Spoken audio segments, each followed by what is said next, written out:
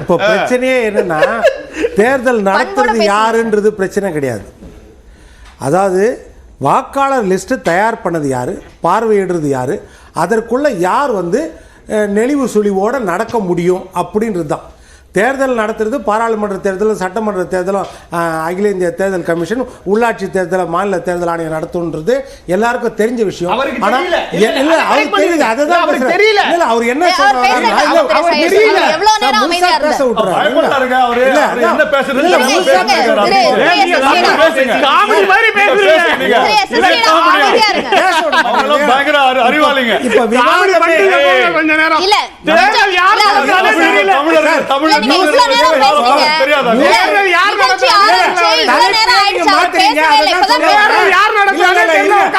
இப்ப எல்லாரும் பேசும்போது குறுக்கிடாதீங்க. மற்றவங்களுக்கு வாய்ப்பு கொடுங்க. தவறா கூட பேசிட்டோம், அது பாக்குறாங்க, மக்கள் பாக்குறாங்க, அவங்க முடிவு எடுத்துக்கிட்டோம். எல்லாத்தையுமே எதை சொல்ல வரேன்னா, இப்ப விவாதமே லிஸ்ட பற்றி தான். தேர்தலை யார் நடத்துறாங்கன்றது அந்த விவாதமே இல்ல. லிஸ்ட் யார் தயாரிச்சா, entirely responsible Indian election commission இல்ல ஸ்டேட் எலெக்ஷன் கமிஷனோ அதுல இன்வால்வ்டா, இல்லனா who are all in charge for the collection of the data அப்படின்றது. அதாவது ஒரு தென்னை மரம் உச்சி சரியாக இருந்தால் கீழே வரைக்கும் சரியா இருக்கும்ன்றோம் நம்ம. அதுதான் உடனே நம்ம என்ன செய்கிறோம், தலைமை தேர்தல் கமிஷனரை நம்ம சொல்றோம். ஆனால் ஃபீல்டில் இருக்கிறது கடைநிலை ஊழியர் தான் அந்த இன்ஃபர்மேஷனை கேதர் பண்றது. அதனால் அவங்க லெவலில் தவறு பண்ணால் கூட தவறு நடக்க வாய்ப்பு இருக்குது. இப்போ இல்லை, காலகாலமாக இந்த தவறுகள் நடந்துட்டு தான் வருது தேர்தல் கமிஷனில். இன்னைக்கு நேற்றுன்னு கிடையாது. இன்னொன்று, அதில் பொதுமக்கள் மேலேயும் மிகப்பெரிய குற்றச்சாட்டு இருக்கிறது அப்படின்றது. இப்போ என் வீட்டில் ஒருத்தர் வாடகைக்கு இருக்கிறாங்கன்னா அவங்க ஷிஃப்ட் ஆகி போன பிறகு அவங்க மாற்றுறது இல்லை. ஆனால் வரும்பொழுது நான் சொல்லிடுறேன் இங்கே தான் இருக்கிறாங்கன்னு. இதெல்லாம் நடக்குது. சில விஷயத்தில் ஆவாதவங்க இருக்கும்போது என்ன சொல்றாங்க, இல்லை அவங்க மாறி போயிட்டாங்க அப்படின்னு சொல்லிடுறாங்க. அப்போ அதை டேட்டாவை கலெக்ட் பண்றவங்களுக்கும் அந்த நாலேஜ் அந்த அளவுக்கு இருக்குமா அப்படின்னா அது இல்லை. இந்த குறைபாடுகள்லாம் நிர்வாக குறைபாடுகள் நடக்குது. வாக்காளர்கள் நீக்கப்பட்டிருக்காங்கன்றது அந்த விஷயத்தில் தான் நான் என்ன சொல்ல வரேன்னா, இப்போ வாக்காளர்கள் நீக்கப்பட்டு இருக்கலாம்ன்றது சரி, ஆனால் 1 லட்சமான்றது ஒரே இரவுல எப்படி தெரியும் அப்படின்றது ஒரு கேள்விக்குறி. அதான் முந்தின நாள் வரைக்கும் தெரியல. அன்றைக்கு காலையில் ஒரு சாம்பிள் எடுக்கிற அவர் அதாவது கவுண்டம்பாளையம் சட்டப்பேரவையில் கோவையில் அதில் அங்கப்பா பள்ளின்ற பள்ளிக்கு அண்ணாமலை போகிறார். அங்கே எங்களுக்கு ஓட்டு இல்லைன்னு சில பேர் சொல்கிறாங்க. அப்படி இருக்கும்போது அங்கே அவர் கேதர் பண்ணுறதுல இன்ஃபர்மேஷனில் 830 பேர் ஓட்டு நீக்கப்பட்டிருக்குது, டெலிட்டட் அப்படின்னு இருக்குது. 830 அங்கே இருக்கிற மொத்த அந்த வாக்குச்சாவடியில் 1353 ஓட்டு. அப்போ அவருடைய கணக்கு பிரகாரம் 70% ஓட்டு இங்கே நீக்கப்பட்டிருக்கிறது அப்படின்னு அவர் குற்றச்சாட்டு வைக்கிறாருங்க. சொல்லிட்டு என்ன சொல்றாரு, இதே போல பல்லடம், சூலூர் அந்த பகுதிகளிலும் வாக்காளருக்கு ஓட்டு நீக்கப்பட்டிருக்குது. ஒரு வாக்குச்சாவடியில் குறைஞ்சது 20 ஓட்டு இது போல நீக்கப்பட்டிருக்கிறது அப்படின்னு அவரு உடனே என்ன சொல்றாருன்னா 1 லட்சம் ஓட்டு நீக்கப்பட்டிருக்கிறது அப்படின்றாரு. இப்போ இது எப்படின்னா ஒரு மிகப்பெரிய சந்தேகம். 1 லட்சம் ஓட்டுன்றது உண்மையா இருக்குமானா அது ஒரு சாதாரண விஷயம் கிடையாது. ஒரு தலைமை பொறுப்பில் இருக்கிறவர், ஒரு சாதாரண ஒரு சுயேட்சையை சொல்லிடலாம். அந்த மாதிரி ஒரு தலைமை பொறுப்பில் இருக்கிறவர், அதுவும் மாநிலத்தை 10 ஆண்டுகள் ஆட்சி செய்கிற கட்சி, அதாவது நேரடியாகவோ மறைமுகமாகவோ இண்டிபெண்டன்ட் பாடி தான் தேர்தல் கமிஷன் என்றாலும் அவர்கள் ஆட்சியாளருக்கு கட்டுப்பட்டவர்களாக தான் இருக்கக்கூடிய வாய்ப்பு இருக்கிறது. அப்படி இருக்கும்போது ஒரு பாராளுமன்ற தொகுதியில் 1 லட்சம் ஓட்டை நீக்கிவிட்டார்கள் சொல்றாருன்னா அது மிகப்பெரிய இமாலய குற்றச்சாட்டு.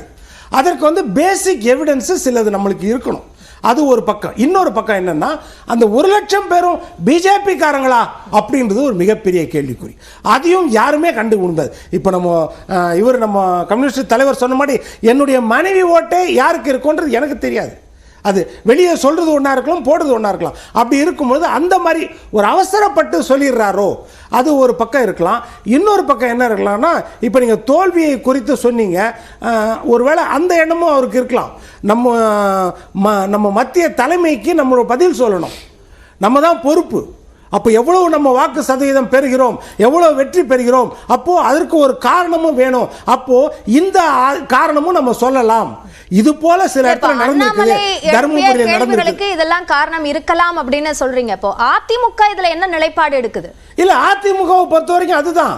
நம்ம எப்பவுமே மத்திய அரசா இருந்தாலும் சரி, அதாவது உரிமைக்கு குரல் கொடுப்போம், உறவுக்கு கை கொடுப்போம் அப்படின்னு தான் அவங்க சொல்றாங்க. இதுல பூர்வாங்க ஆதாரங்கள் இருந்தால் எதிர்ப்பு வரும். இப்போ நீங்கள் வந்து 5 ஓட்டு வரல, 10 ஓட்டு வரல, இப்போ ஸ்ரீராம் சொல்றாரு அவருடைய சகோதரர் ஓட்டு இல்லைன்னு. உண்மையாக இருக்கலாம், அது உண்மையாக இருக்கலாம், அதற்கு நம்ம எதிர்ப்பு தெரிவிக்கலாம், யாரும். ஆனால் 1 லட்சம் ஓட்டு ஒரு இடத்துல போயிருச்சின் போது அடிப்படை ஆதாரங்கள் எதுவும் இல்லாமல் எப்படி நம்ம பழி சொல்ல முடியும்? அது மாநில அரசாக இருந்தாலும் மத்திய அரசாக இருந்தாலும் சரி, தேர்தல் கமிஷனாக இருந்தாலும் சரி, நம்ம பழி சொல்ல முடியாது. இப்போ நேற்று 7:30 மணி நிலவரப்படி சத்யபிரகாஷ் சாகு அறிவிச்சார். என்ன அறிவிச்சார்? 72.49% வாக்கு பதிவாகிக்கிறது அதிகாரப்பூர்வமான அறிவிப்பு. இரவு 12:05 மணிக்கு அது அப்படியே ரிவர்ஸ் ஆகுது, 69 சில்ட்ரன். இது எந்த அளவுக்கு எவ்வளவு வியாபித்திருக்கும், பரவி இருக்கும், இது எவ்வளவு பெரிய மகா தவறா இருக்குது இல்லையா? அப்போ இதுவும் நடக்குது இல்லையா தேர்தல் கமிஷன்ல? இது எத்தனை விதத்தில்? இப்போ மத்திய சேனையில் எடுத்துக்கிட்டீங்கன்னா 53% தான் பதிவாகி இருக்கு, 67% நேற்று இரவு அறிவிக்கப்பட்டது.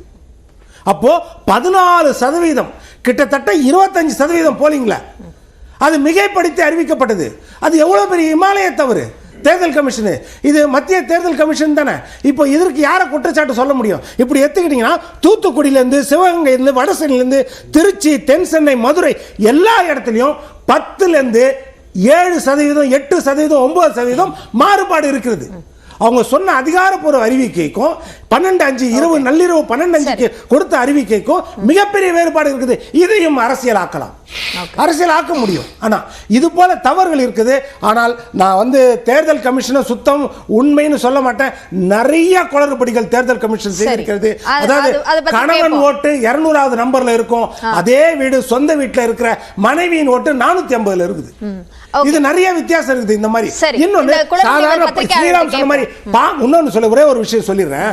இப்போ நீங்க எல்லாரும் பேசுனீங்க, பிஎல்ஏ போடணும், பிஎல்ஏ போடணும், பூத்தில் ஏஜென்ட் வந்து வெரிஃபை பண்ணணும், இதற்கு முன்னாடி வெரிஃபை பண்ணணும். ஆனால் இந்த தேர்தல் யாருக்கான தேர்தல்? அங்கீகரிக்கப்பட்ட கட்சிக்காகவா? ஆட்சிக்காக இருக்கிற தேர்தலா? நான் சுயேட்சையை நான் போட்டுக்கிறேன், எனக்கு இந்த தேர்தல் வேணாவா? எனக்கு அந்த வாக்காளர் பட்டியல் உண்மையாக இருக்க வேண்டாவா? எனக்கு எந்த பூத் ஏஜென்ட் இருக்கிறாங்க? எனக்கு எங்க பிஎல்ஓ இருக்கிறாங்க? எனக்கு யார் கட்டமைப்பு இருக்குது? அப்போ எனக்கு சமதளம், லெவல் பிளேயிங் ஃபீல்டு எனக்கு வேண்டாமா? அப்ப எனக்கு அந்த வாக்காளர் பட்டியல் உண்மையாக இருக்க வேண்டாமா? என்னுடைய கேள்வி அதுதான்.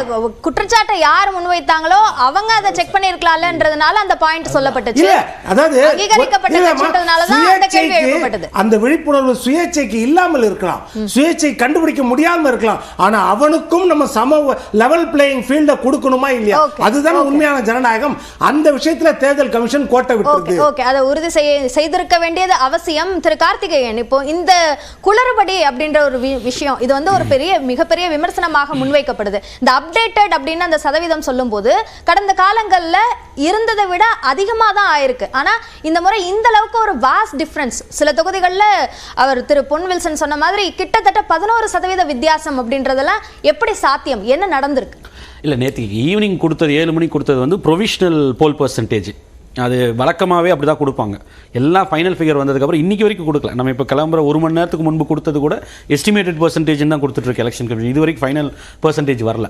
அந்த ப்ரொவிஷனல் பர்சன்டேஜ் எப்படின்னா, ஃபர்ஸ்ட்டு வந்து சாம்பிள் எடுத்து ஒவ்வொரு பக்கமும் ப்ரிசைடிங் ஆஃபீஸர்லேருந்து வாங்கி அதை வந்து ரிட்டர்னிங் ஆஃபீஸர் எல்லாத்துக்கும் போய் ஒவ்வொரு பக்கத்துலேருந்து கலெக்ட் ஆகி வந்து வரும். அதை வச்சு இவங்க கம்ப்யூட் பண்ணி இவங்க வந்து அந்த கம்ப்யூட்டேஷனில் ஒரு பர்சன்டேஜ் அரைவ் பண்ணி போடுவாங்க. அக்யூரேட் ஃபிகர் கிடையாது அது. அது என்னன்னா, அதில் ஃபீட் பண்ணதில் தவறு நடந்திருக்கு நேற்றுக்கு. அதில் தான் வந்து அது தப்பாக வந்து அதிகமாக வந்து காமிச்சிக்கப்பட்டிருக்கு. நேற்றுக்கு கூட நம்ம ஷோவில் டிஸ்கஸ் பண்ணும்போது நான் தான் சொன்னேன் 60 கூட தொடாதுன்னு. அப்போ ஆனால் கடைசி ஈவினிங் பார்க்கும்போது நமக்கே ஒரு பிரமிப்பாக இருந்துச்சு. பரவாயில்லையே, சென்னையில் இவ்வளோ பேர் வந்து ஓட்டு போட்டாங்களே நினச்சோம். ஆனால் கடைசியில் பார்த்தா வெறும் 54-53% அதான் ரியாலிட்டி. ஸோ அது வந்து தவறாக வந்து எலெக்ஷன் கமிஷன் பண்ணுது. அங்கே யாருமே வந்து எந்த கட்சியோட இன்டர்வென்ஷனும் கிடையாது, அது யாரும் தலையிடுறதே கிடையாது. அது வந்து அப்போ எலெக்ஷன் கமிஷன் இந்த விஷயங்களை சரி செய்யணும். இப்போ அவங்க எனக்கு கூட நடந்திருக்குங்க. நான் வந்து 2019 இங்கே ஓட்டு போட்டேன், விருகம்பாக்கம் தொகுதியில் ஓட்டு போட்டேன். நான் இங்கே 6-7 வருஷமாக இருக்கேன். இப்போ 2021 என்னோட ஓட்டை போய் சோழிங்கலூரில் மாற்றி வச்சுருந்தாங்க. அப்போ மீண்டும் வந்து திருப்பியும் பார்த்தா திருப்பியும் அதே மாதிரி தான் இருக்குது. அப்ப நீங்க இதெல்லாம் வந்து நம்ம கொடுக்க தான் முடியும். இப்போ இந்த நிகழ்ச்சிக்கு வந்த 5 பேருமே 5 விதமான குற்றச்சாட்டை முன்வைக்கிறீங்க. இப்ப யாரோட பொறுப்பு? இல்ல, அது குறிப்பிட்ட இவர் திரு அண்ணாமலை சொல்றது வந்து ஜான் ஃபர்ஸ்ட் எல்லாத்துக்கும் சம்மரி ரோல் கொடுத்துட்றாங்க. தேர்தல் ஆணையம் ரிலீஸ் பண்ணிடுது. அது எல்லா மாநிலத்தில் இருக்கக்கூடிய அனைத்து குடிமக்களுக்கும் சேர்த்து தான், ஒரு குறிப்பிட்ட கட்சியோ ஒரு தனிநபருக்கோ எல்லாம் இல்லை.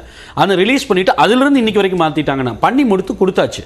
அதற்கு மேலே நடக்கிறத வந்து ஆன்லைனில் மட்டும்தான் பண்ண முடியும். நீங்கள் வந்து ஏதாவது சம்மரி ரிவிஷனுக்கு அப்புறம் யாராவது வந்து அட்ரஸ் சேஞ்ச் அதுக்கப்புறம் ஆட் பண்ணவும் முடியாது. அதுக்கப்புறம் நீங்கள் வந்து ஒன்லி வந்து அந்த கடைசி 2 மாதத்தில் வந்து சேர்த்த முடியாது. அப்போ உங்களுக்கு வந்து அடிஷ்னலாக நான் அட்ரஸ் சேஞ்ச் ஆகிருந்தா நம்ம அப்ளை பண்ணுறதுக்கு டைம் கொடுக்குறாங்க. எலெக்ஷன் கமிஷன் சொல்லுது யாராவது வீடு மாற்றிருந்தா இல்லை உங்களுக்கு தவறுகள் வந்திருந்தா வந்து பண்ணுங்க, ஆன்லைனில் அப்ளை பண்ணுங்கன்னு ஃபார்ம் 6 சொல்லுது. அதில் பண்ண வேண்டியது யாரோட வேலை? அப்போ ஒருவேளை நான் அதுதான் திருப்பி நான் சொல்கிறேன், 1 லட்சம் வாக்குன்றது கோயம்புத்தூரோட கணக்குப்படி பார்த்தீங்கன்னா ஏறக்குறைய 5%. 5% வந்து வாக்காளர்கள் வந்து இல்லை அப்படின்னா 6 தொகுதியிலையும் சேர்த்து சரி அவர் ஸ்பிளிட் கூட சொன்னார், வந்து ப்ராபபிலிட்டி சொன்னார், 2 தொகுதியில் பண்ணியிருந்தா என்னவா இருக்கும், 1 தொகுதியில் பண்ணியிருந்தா என்னவா இருக்கும்னு. நான் மொத்தமாகவே எடுத்துப்போம், அந்த பாராளுமன்றத்தை 6 தொகுதி சேர்த்து 1 லட்சம்ன்றது 5% இல்லைன்றது இது கிளாரிங்காக தெரியும்ல. அதே ஃபர்ஸ்ட் ஆஃப் ஆல் 5% இல்லை மாநில அரசு தயார் பண்ணும்போது அதை வந்து தெரிஞ்சே நீக்கிடுச்சு அப்படின்னா தேர்தல் ஆணையனுக்கு எப்படி ஒரு தொகுதியில் 5% ஓட்டர்ஸ் நான் எண்ணிக்கை டிக்ளைன் ஆகுதுன்றத மாநில தலைமை தேர்தல் அதிகாரி கேட்டிருக்கணும் இல்லையா? ஏன் கேட்கல? ஏன்னா அது போற நம்பர் இல்லை. அதனால தான் நான் திருப்பியும் சொல்கிறேன், 1 லட்சம்ன்றது நீங்கள் சொல்லக்கூடிய நம்பர் இல்லை. பல இடங்களில் குளறுபடி இருக்குது. நாங்கள் எல்லோருமே ஒப்புக்கொள்வது போல சில இடங்களில் ஒமிஷன் டெலிஷன் இது வருஷம் ஒவ்வொரு தேர்தலையும் நடக்குது. தலைமை தேர்தல் அதிகாரி ஒப்புக்கொள்கிறார் இந்த ஒமிஷன் அடிஷன் டெலிஷனில். ஒவ்வொரு தடவையும் நீங்கள் இந்த கடந்த டெய்லியும் அவர் ப்ரெஸ் மீட் வச்சதை கேட்டு பாருங்க. இந்த கேள்விகள் கேட்கப்பட்டது, ஆமாம் சில இடங்களில் புகார் வந்திருக்கு, ஸ்பெசிஃபிக்கான கம்ப்ளைண்ட் வந்தால் பார்க்குறோம், இல்லை இந்த அளவுக்கு புகார் வரல. ஏன் இந்த 1 லட்சத்தை பற்றி அவர் வந்து அது மாதிரி புகார் வந்துச்சுன்னு சொல்லவே இல்லையா? அவர் இந்த மாதிரி நீக்கப்பட்ட பெரிய அளவுக்கு நீக்கப்பட்டதா சொல்லவே இல்லையே. மத்திய சென்னையிலையும் 1 லட்சமும் கோவையில் 1 லட்சம்னு சொல்றீங்க. மத்திய சென்னையில் 1 லட்சம் வந்திருந்தா இந்நேரத்துக்கு தெரிஞ்சிருக்கணுமே. இங்கே அந்த தொகுதிகளில் தானே இவரே இருக்காரு, தலைமை தேர்தல் அதிகாரியே இருக்காரு. எப்படி தெரியாம போகும்? 1 லட்சம் வாக்குல முதல்ல நீக்க முடியுமா 5%? மத்திய சென்னையோட ஒப்பிட்டு பார்த்தீங்கன்னா இன்னும் % ஏறக்குறைய 10 வந்தாலும் 10 வராது, அட்லீஸ்ட் ஒரு 6-7% வரும். அப்போ அவ்வளோ பேர்த்தை எப்படிங்க நீக்க முடியும்? ஃபர்ஸ்ட் அப்புறம் இன்னொரு சொல்றாங்க, இவ்வளவு குறைச்சா எப்படி தேர்தல் % ஜாஸ்தி வரும், வாக்கு பதிவானதுன்னு கேட்குறாங்க. ஃபர்ஸ்ட் ஆஃப் ஆல் வந்து போல் % அரைவ் பண்ணுறது இருக்கிற வாக்காளர் எண்ணிக்கையில் தான் நீ அரைவ் பண்ணுறது. அதில் டெலிஷனில் போயிடுச்சுன்னா அது அந்த % ரிஃப்ளெக்ட் போல் % பாயிண்ட்ல வரவே வராது. நீங்கள் இவ்வளோ பெரிய நம்பரை வந்து இத்தனை பேரை நீக்கிட்டு அப்போது நான் என்ன சொல்கிறேன், இந்த குற்றச்சாட்டு உண்மை அப்படின்னு ஒரு தேர்தல் ஆணையம் தயார் பண்ணக்கூடியதை அதற்கான ஒர்க் ஃபோர்ஸ் வந்து மாநில அரசோடது, அதனால இன்ஃப்ளூயன்ஸ் பண்ணி இந்த கட்சிக்கு சேர்ந்தவங்க எல்லாம் செலக்ட் பண்ணி டார்கெட் பண்ணி ஏஐயால் பண்ணக்கூடிய விஷயத்தை மட்டுமே இவங்களால் பண்ண முடியும் அப்படின்னா அப்போது இதே குற்றச்சாட்டு வந்து உத்தரப்பிரதேசத்தில் சிறுபான்மையினர் வாக்குகள் பெரிய அளவில் நீக்கப்பட்டது அப்படின்னு சொல்லி குற்றச்சாட்டு வச்சாங்க. உத்தரப்பிரதேச சட்டமன்ற தேர்தல் நடந்தது. அப்போ யோகி ஆதித்யநாத் அதை பண்ணாரா? ஏன்னா அவர் 2வது முறை வந்தார், அவர் பண்ணார். அது அப்போ அதை ஒத்துக்கிறதா பாஜக?